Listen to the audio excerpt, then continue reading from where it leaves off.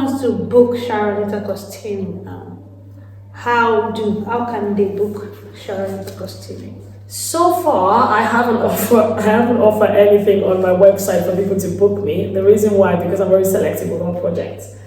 I rather am aware of the project firsthand before you can even discuss it with me. I know it sounds very like, are you serious? Are you looking for a job? So it's really word of mouth, really now getting directly to me, sliding to my DMs about work, okay? On or anything Instagram, else. On Instagram mostly.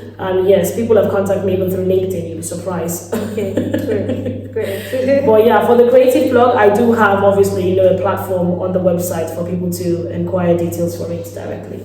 Right. So what would you say would make a Black female creative that is watching us and is like, you know what, I just really need to get myself out there, I need to get jobs, I need to be booked, I don't want to be dry. How can a Black female creative in this industry be booked? How can you make yourself presentable enough that people want your service?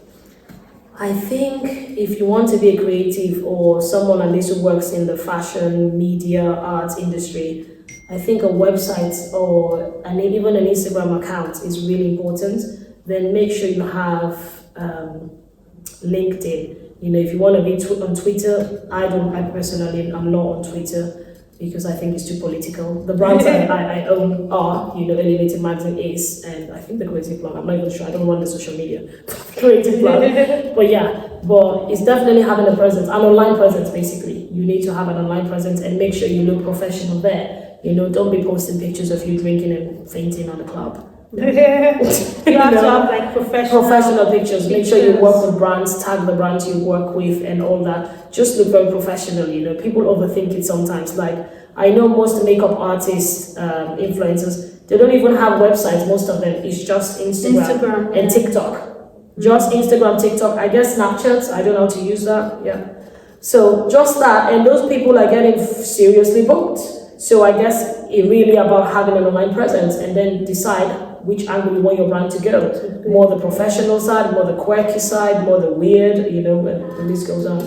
I want to go a little bit backwards to create the Creative Plug, and I want to go to the team that runs the Creative Plug because I want to know the delegation of duties. You are the founder, you've got Joanne, the graphic designer and the content creator, and Kwabina. What does Kwabina do? So Kwabina is actually our admin girl, and we're hoping actually she's going to be able to help a bit more with the funding side because actually Kwabina works for a funding company, yeah. So that is the role I want her more to take, really, because of I struggle a lot. It's not even because I struggle, I just do so much. Yeah, you do I just do so much, yes, and I don't have time. But also, she's an amazing stylist, let me say that, okay? She has all the clients she works with. So obviously, we're hoping that we're going to be able to develop a bit more workshops, even if it's just women, over 30, over 40, 50, how to style, restyle your wardrobe, going out and things like that, because it will draw people in, people will be like, oh, that's the cool place, where you can get yourself styled to go out, or if you're doing an event, just come a bit earlier, they will style you for you to be ready for the event itself. Yeah. What is the significance of branding as a Black female creative? It's very important. You don't even have to be Black. You just have to want to build a brand, or being an artist, a creative, freelancer. Even doctors have brand, they have their signatures and all that. So branding is key. I actually studied it, so branding is key, how your logo is going to look, how it's going to be presented, whether it's going to be in a black background, a white background, why is the contrast, what fonts do you use, a playful one, a serious one, a quirky one, big, bold. All these things really matters. People don't realize it. Like if you use I'll give an example, if you use a big font, like IKEA branding, when you look at it, you can't miss it. But it's not just because of its yellow and blue, they contrast really well. It's because of how thick it is. Do you know why is it like that? It's because it shows stability. Yeah. It shows that it's rooted foundation. Because what IKEA sells? Home stuff. Now imagine if they sell home stuff and they had a brand that was quirky. Flowing. You'll be thinking, what? Does it flow? Exactly. So if you look at brands that, home brands, they usually have that very strong, big, fat font. Yeah. And if you look at beauty brands, they usually have those slim, curvy fonts and all that. So branding is literally key, offline and online. Branding is key. In all your years of experience, what is that one thing that has stuck with you? The one thing that stuck with me. I think it became very obvious this year is not to doubt myself or to stop doubting myself. Because it's quite funny, but as much as I'm proud of creating Alienated, being the founder of Alienated Magazine and the Creative Plug, I realized also the reason why I wanted to work with other people, why I created this platform, this online digital platform and physical space, was because of I wanted to see other people thrive with their work while I was taking almost like a step back. Wow.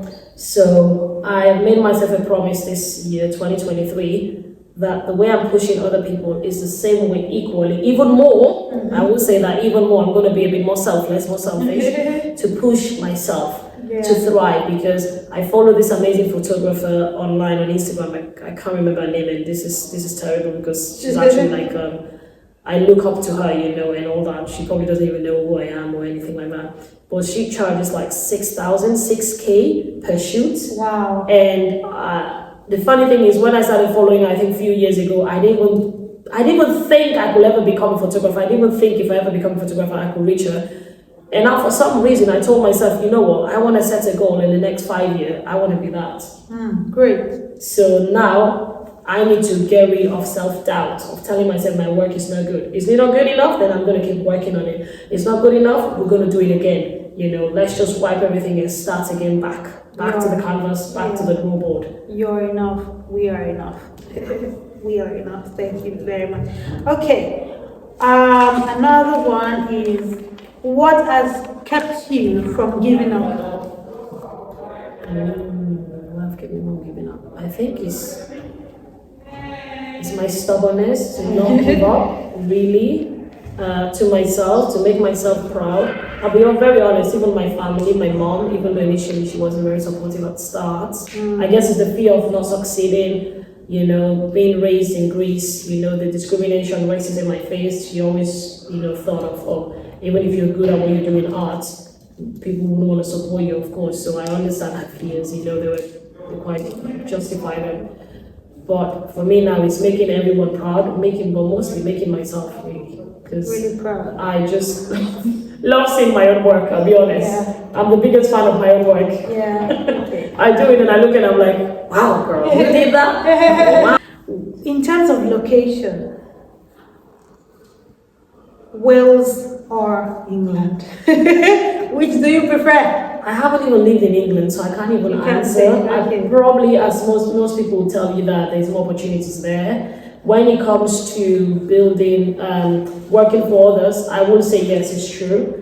England, there's just unlimited, you know, London itself, it's just unlimited, the resources and companies. Doesn't mean obviously you get a job straight away, but I want to believe if you're applying continuously in one or 2 years and you keep improving your CV, finding out why, you will get a job. Even most of my classmates, colleagues who have moved to London now, they all had to wait 2-3 years, but they're actually all into employment within the industry they want. So it took 2-3 years, but they've done it, they've made it. But when it comes to start your own business, I'm not sure. Probably England is the easiest, especially if you're not going to be funded as well, no support, but you're completely on your own, like myself. Like putting on your no parents to help you, no rich auntie, no inheritance, but you're literally working your 9 to 5 and building your brand. I think it's probably 10 times harder. Let's face it, 10 times harder. For starters in the industry, you think it's better to start? I think, yeah. The resources are cheaper. You have community, people like the creative. Even if you can afford a house, you just rent a room, you can pay up to 350, 450, 550 for a better, nice, posh one, maybe 600 even with ensuite. But in London, it's like 1,400 just for a room. So even the price, it doesn't compare. And last time I checked, somebody told me the salary difference is only £1 or £2 more, but the prices are triple. So it still doesn't compensate for it. No, okay, thank you very much for that. Have you been affected by colorism? Yes, I believe so. I think it haven't been obvious, but the fact that I haven't been hired in certain positions I've applied for, especially actually not even when I was living in Wales, especially in Greece, You know, they accepted the fact that I was black, and yes, your dad is Greek. But I don't think they like the idea that I was so dark skinned. It's the whole idea. And as a creative, do you think colorism has affected you? Yes, I do believe so, definitely. I can say it because I've seen the way people look at other people's work. And it's very sad because I've worked with amazing artists. I'm not trying to say they're not good enough, so let me even make that first as a statement. These women are not below me, they're not above me, you know. But some of them have actually done self-portraits of themselves through their work. And I've seen how people, especially the men, how they've gone more wow at that kind of work. The reason why, because they're looking at the woman and looking at, in fact, some of them don't even hide it. They go, is she single? And I'm laughing because I'm thinking to myself, oh God, you're going deeper. You're not even looking at her work anymore. You're thinking I'm gonna date her at this point. Yeah. You know? And I mean, it's a good thing it never happened to me. I don't want it to happen to me because I want people to look at me professionally. But I've definitely never even had that encounter. I've never. Do you think that's a very interesting thing that just came to my mind? I didn't even write it here. You know, pardon me, but I will still say the word black. As a black female creative that owns a gallery, do you think, are you, I don't want to, let me still ask anyways. I feel like it's a big opportunity. It's a rare opportunity because I've not really seen so many black women, you know, black female owning galleries at early career stages. You know, that's like a plus. So we could say that the opportunities are there because you refuse to give up. And so are you going to say that there is still hope for, you know, black females that are here watching right now, some of them are drained and they're like, the opportunities are not there like before? For example, you know, my lecturer in class said that the percentage of freelancers have dropped from 89 to 71 within like 2 years since COVID, and people are just giving up being freelancers. They just want to go work in the 9 to 5 fully. So do you think that if a woman or if a person keeps, or if someone like that, you know, is watching us right now, is a black female creative, is watching us and is saying, okay, because you know, you right now you have like this gallery is like a big opportunity for you. Do you feel like if you don't give up, if you keep working incredibly, you could own a space like this and you could put on your own shows, you could, you know, build your own table even if they don't invite you to the table? I think it's possible. I don't want to tell anyone, you know, nothing. You know, they say the sky is the limit. I also go above the sky, you know. Yeah. Even planes, you know, they can fly above the sky, so the sky is not even the limit, you know. And just like what Albert Einstein said, my favorite quote of all time, he says, imagination is stronger than knowledge. So, you know, it might sound a bit silly or you're a child imagining, but it's only because of people imagined great things back in the days. Is why we're here in this society. We have mobile phones, you know, you have now the AI taking over the world, you know, writing articles and God knows what else for us. I think it's possible. I don't know how easy it's going to be. I haven't told anyone the story of how I acquired this space, which is a quite interesting story, you know, probably for another day. But all I know is that I needed that support system as well to get this space. I don't know if I could have done it, if I'm being honest, on my own. So it's once we'll go back to all that. I think I can't remember how many minutes ago you asked me that, you know, how have I survived? And I said the support system, your support system, your family, friends, other creative network. That is literally how I acquired this space. I had a support system and I still have it. It's the only reason why I'm still going. Amidst your support system, is there someone that is not black? Yes, of course. Yeah, because I have a lot. Because absolutely, I have a lot. In fact, the lady who helped me to get this space, it's not a black lady. Not a black lady. So it's not. You don't. It doesn't have to. We don't have to limit ourselves like because we are black. Just black. Exactly. You know, we can't. You know, like we just need to really.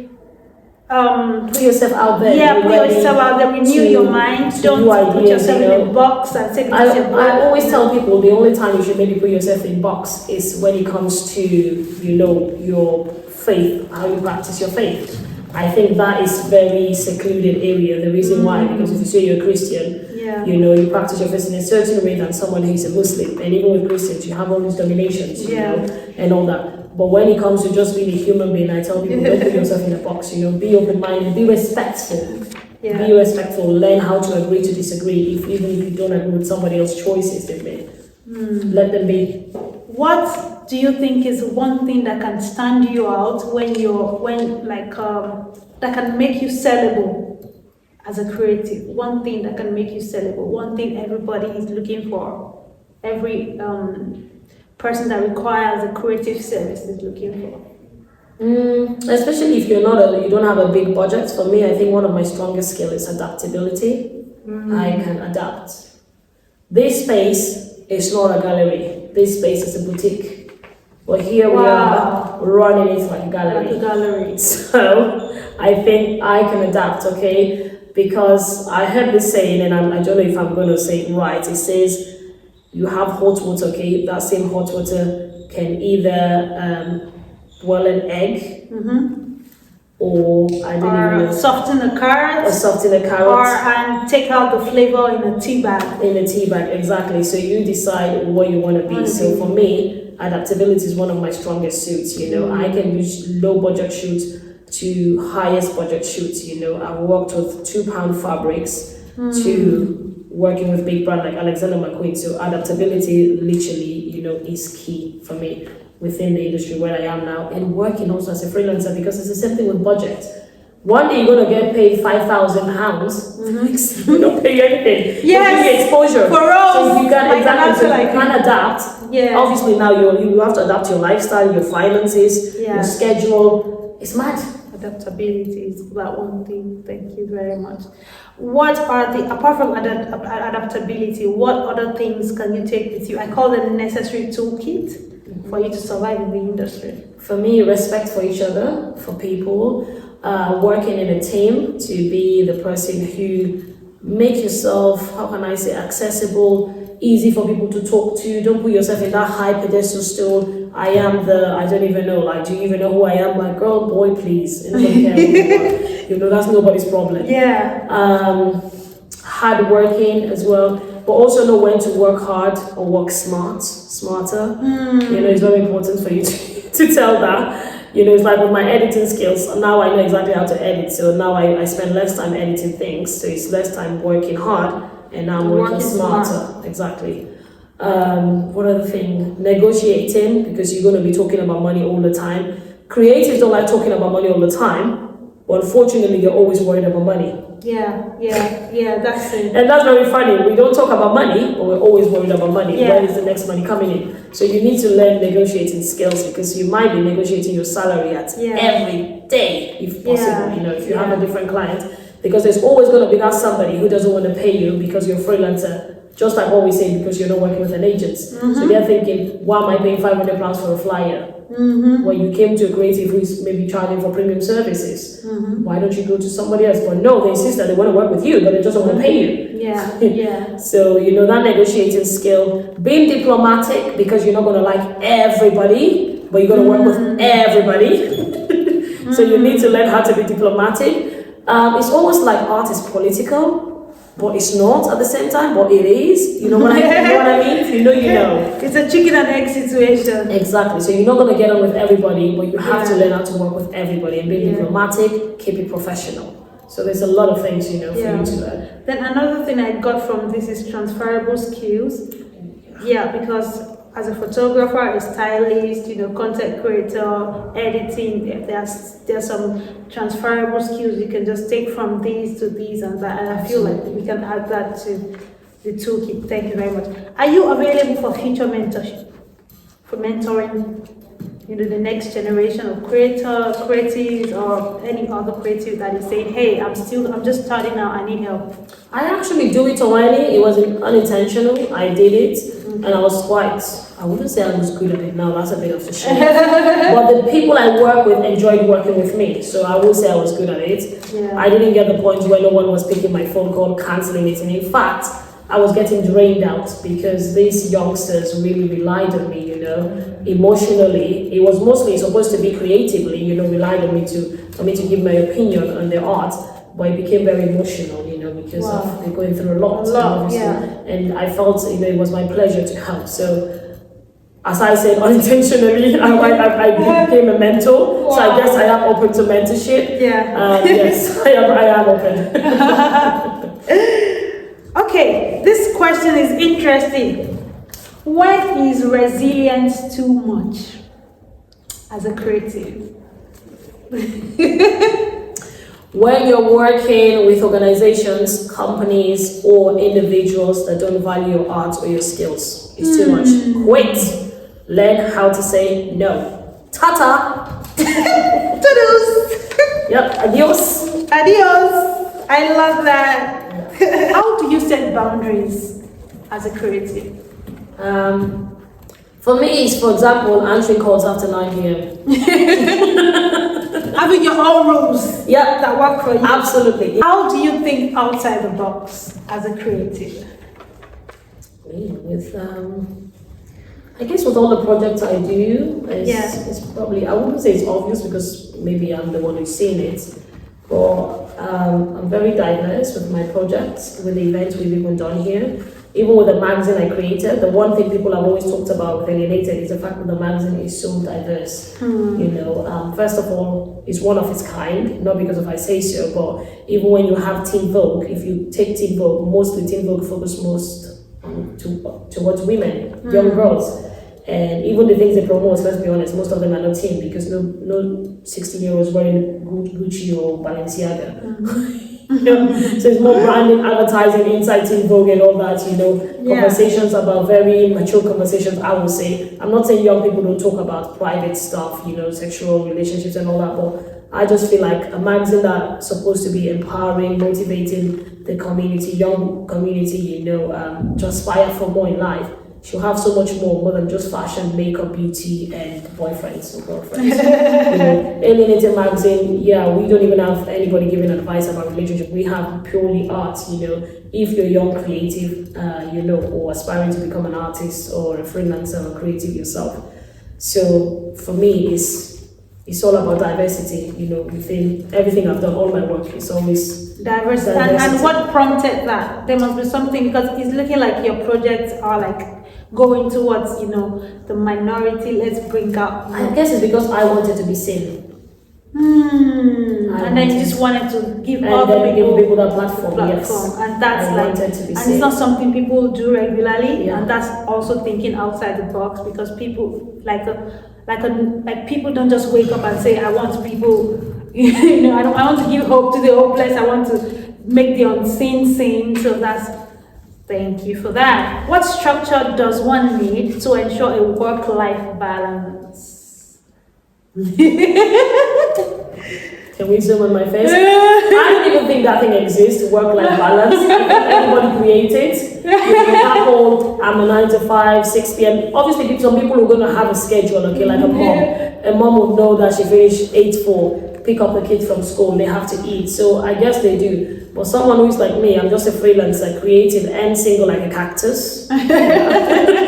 So single like a cactus means there's literally nobody around me, okay? There's nothing like dating, seeing someone, nope. Situationship, we don't even have that. So that's why I say single like a cactus.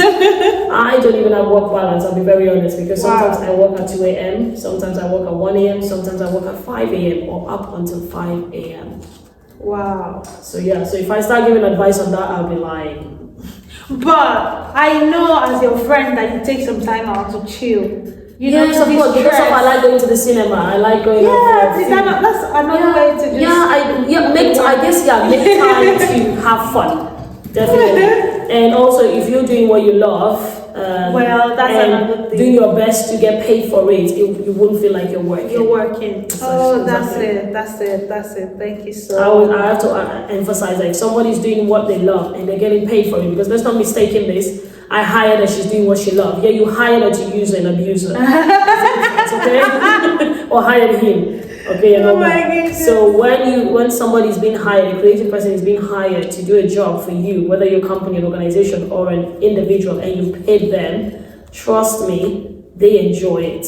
Wow. And you pay them fairly as well, okay? Let's highlight that. You don't pay them and give her £20 for 16-hour work. That's not paid. That's exploitation. That's exploitation. Yeah. How would you define freelancing? Is there even a definition for that? Let's ask Siri.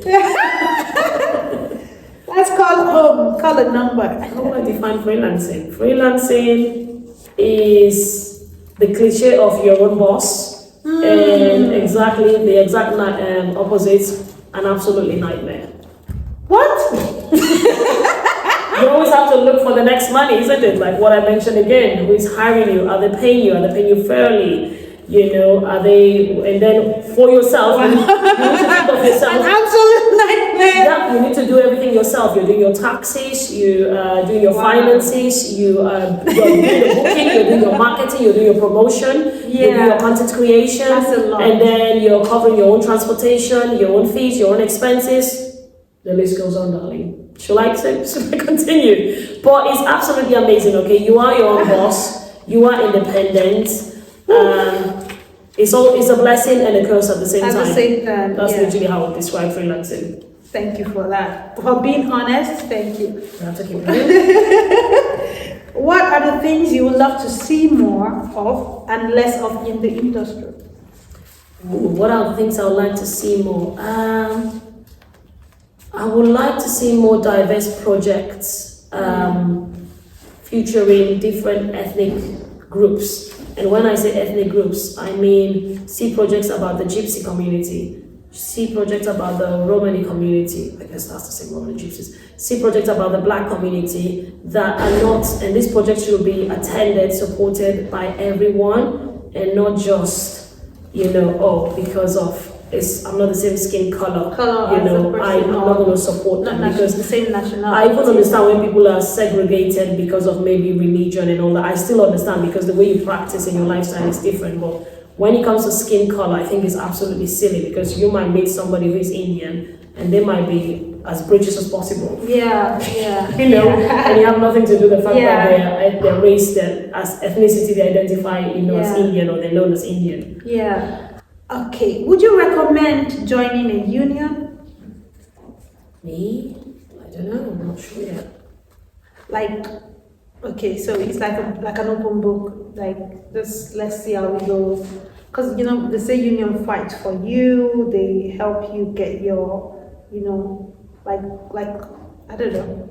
Do people in your industry have unions? I just wanted to say, I guess probably I belong in a union without even knowing it because the projects I've created, even the Creative Plug, is a community. It's a community on its own. And then you have the Alienated magazine, it's a community on its own. So I guess, yes, we might not be doing, actively on the street, shouting and screaming and protesting and all that. But we have our own community and our own union, Yeah, because there's some unions that are really strict on this is the amount you have to pay this person. Would you recommend? Okay. I think let me rephrase the question. Do you have a chance of being an agent for the unseen, the unheard minority ethnic groups? I think in the future, yeah. In the future, I do. For now, as I said, I'm taking a step back to work more on my own personal projects. Good. So yeah. Do you know any organization apart from the Arts Council and the Mind? You said Mind, mental health, and Red Nose. Yeah. Any organization that funds projects in the arts sector? There is a lot. I don't even know them off my head, to be honest. Okay. I know the lottery. Which other one? Even BBC, quite funny. All these television programs, they all have quite like a small funding budget, for different project they believe in or they want to be part of. What has been your challenges and barriers? What do you think this is a big barrier? If I had this moved out of the way, I would just go. For us, the biggest barrier we have, I think, I shouldn't say lack of funds because we're also creative, but it's going back to, I think lack of funds is a big funds is, it's literally funds, to be honest, because of obviously the people we're working with, they are also freelancers, small up-and-coming emerging artists who they don't have disposable income to come and pay us £100 a day for using the space for us to be generating income, and buying everything we need. Like for example, the curtains at the back. I'll give an example. We want to have the place a bit more private. So in case somebody want to do something with dancing and they don't want everyone to be staring in, Even that one, we don't have funding for it, so it's quite funny. Other issues are like repairing even the toilets in the gallery, you know, things like that. So funding is really our biggest actually barrier. Great. What are the successes you recorded so far? Your big landmarks? For me, it's working with other people, you know, and I don't want to put out any creative because it's been amazing working with each creative itself. You know, I've benefited from each of them, you know, individually, personally, professionally, you know, and all that. I've built amazing relationship with these individuals. I'm very good friends with some of them. We've kept relationship, and even with those that we haven't kept really close relationship, I have a really good, you know, a memory of me working with them. And if I think of them, and I want to believe they think of me, they smile. Yeah. So you're a people person. Yeah. Yeah, basically. Wow, that's very good. What will you do more often, less of? For me, what I'll do more often, I think I'm going to focus more on my photography project. I'm going to try now and work with more creatives, especially probably, I wouldn't even say Black women, because I also want to work with, you know, dark-skinned women from other ethnic minorities group, or even, it doesn't have to be ethnic minority, because quite funny, my friend told me, she's from Romania, she told me, if you're from Romania, you're a gypsy, it's really hard. But if you're from Romania, you're dark-skinned and gypsy, it's 10 times harder. Wow. So I want to make you know, I've made my goal to work with more women who have been discriminated from society or from their cultures and countries just because of having an extra, I don't know, melanin, looking more tan. Yeah. And all that. So what is that thing you do less of? So less of is saying yes to too many projects. I'm going to make sure in the month, I think I'm only going to be working, if it's not my own project, it's going to only be 1 or 2. Wow. Rather than having 10. You just want to push together. your brand, yeah, and push every other thing comes under it. Exactly. Why? What brought you to that level, saying I want to push myself as a brand? And then it's because of, I realized I was doubting myself, and I'm still. Right. The reason why I wanted to work with other people more, in fact, I even posted it recently on my story, the reason why sometimes human beings want to help other people more is because of, we then don't have to solve our own problems. It's almost like we don't have to be faced with our own problems. Yeah. So I have to face my fears, my insecurities, and to push myself. And if I believe I'm not an amazing photographer, then I should do more pictures, I should do more photo shoots to become the photographer I want to become, the photographer I aspire to be, you know, to sell my artwork the price I want it to be. I think my artwork deserves 6 grand and 10 grand. Great. Then I need to do more to get there, isn't it? Not by helping people. By helping people, obviously, I will help them build their own brand, but sometimes how does that build my own personal branding, you know? Because it's 3 brands I'm working on: Alienated Magazine, the Creative Plug, and then Sharonita Kostini. Yeah. So this year and moving forward, I want to work more on Sharonita Kostini. Oh, great. So, as a creative, how do you negotiate your pay? What do you think should be the low? I don't want as a norm, as whether your early career, what should be your? I can't say that for sure. The reason why is because I guess when you're starting, your pay is always going to be lower. You can never start charging 6K to when you're having now your 10 years. And also depend what industry, okay? As a photographer, it's different with the actor, it's different with the model, it's different with the makeup artist. So for me, for example, now, I wouldn't go anything lower than £100. That's all I would say. A day? That's not even for a day, that's for a few hours a day. Okay, few hours a day. Yes, great. That's literally a few hours, because depending what you're going to make me, you know, what's the project about, because some of them I need to prep, isn't it? If you tell me a photo shoot, then it means I need to go through your mood boards, create mood boards for you. So obviously I've worked 2-3 hours, maybe even sometimes 5 hours to do the research as well, to create that mood board, treatment board, you know, whatever you want to call it. Look for the location. If you haven't got all those things, you haven't sorted that out, I have to do it. Wow, that's project planning, everything all together. Wow. Do you recommend writing proposals and business plans as a creative?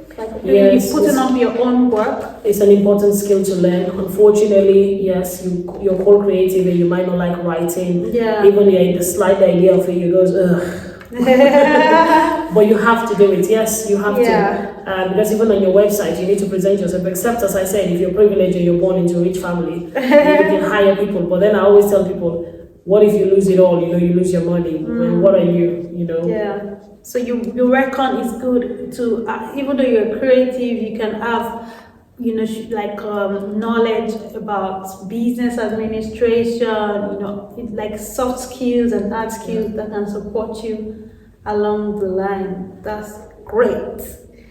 Okay, what kind of work? What's your dream work? See, that's the problem of being multidisciplinary. I don't think I have a dream job. Okay. Because I just enjoy doing what I do, and that involves sometimes styling, creative direction, event planning, curating an event, photographing, and the list goes on, honestly. Yeah. My dream life would be an environment where I'm allowed to do all this and getting recognized and getting paid for doing it. That is what I would say. Rather than a dream position, I want to be a creative director. I don't think so, because even with the companies, I enjoy working with companies, but I don't want to work for a company my whole life. I don't think I'll be ever happy, because I am so diverse, so dynamic. Dynamic, yes. Yeah. Then you don't like it when people put you in one particular box. Yes, I don't like it. So your creativity just does the work for you. I feel like if you put me in a box, my creativity is just going to dull down. What are your tips for collaboration? My tips? First of all, I think you should research the people you want to collaborate with, know their brand, know what kind of project they work on, because I've had the most silly ideas. Because of we'll get excited when you meet somebody, oh, she's amazing, I want to work with her. Do you know? Yeah. Do you? Have you seen their work? Do you know where they're coming from, where they're going? Do you know their aspirations? Do you know their work ethics, their ethos, their branding? So yes, so you have to know the people you're working with. It doesn't have to be personal. You don't have to be BFF with that person, because at the end of the day, it's work you're trying to create. You're not trying to braid each other's hair. Sometimes you might. We have, isn't it? Well, it's not all the time. Yeah. And then I get to have a good pitch or a good proposal for them, so they can see the benefit, because most time proposals do not involve money, but you're both living with great content, great exposure, and amazing body of work which you can put up for an exhibition or an event. The creative portfolio. How has collaboration affected you positively and negatively? For me, I've learned a lot working with other people. First of all, that's how I've worked with different brands. I'm collaborating because obviously these brands most times can't even afford me, even up until now. And so I'm really grateful to those people who trusted their brand with me and work with me. Some of them we didn't even work personally. They sent their stuff during lockdown, and I was doing photo shoots with their products before I even met the brand owners, when things were eased down in lockdown. Negatively, I think... And it gave you more awareness, right? Yes, absolutely, yeah. Okay. And then negatively, I guess, is the... how can I say, not fully knowing who you're working with, and you're having conflict, with people, and then for some reason they're bitter, trying to ruin your name or destroy who you are, what you guys have built together. Why do you think that was? And even though it was a creative collaboration? I think some of the reason is as silly as it sounds, is sometimes jealousy. That person, you might not even have more than that person. They might just not like, how can I say, the way maybe people even respond to your work, the way people maybe like you or celebrate your work, and they are getting angry or aggressive about it, or thinking like, oh, I'm better than her, I can do better than her, and things like that.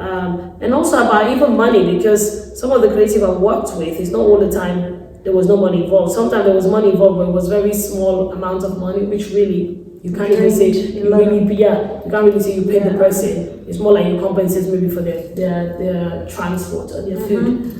And then unfortunately, even though you've discussed all this and have come to agreement, those individuals might go out and start telling people, oh, I work with them, I haven't even got paid yet. Yeah. So it's quite disheartening, when you go in places and then you hear that this person came here and complained. Yeah, thank you very much. Thank you. Woo! High five. Back 2 hands. Any advice for the audience? Any advice? Never give up, keep pushing with your art, whether it's that through music, acting, drawing, photography, styling, the list goes on, because nowadays, honestly, you could be even crochet you do, and it's art. It's art, art. So keep pushing. Don't allow other people's opinion to put you down. Don't allow them to define you. Obviously, you define yourself and set the boundaries and set the tone for it and the platform which you want to expose and promote your work. Thank you very much. And on that note, we've come to the end of the video. We're going to see you guys next time. Thank you very much.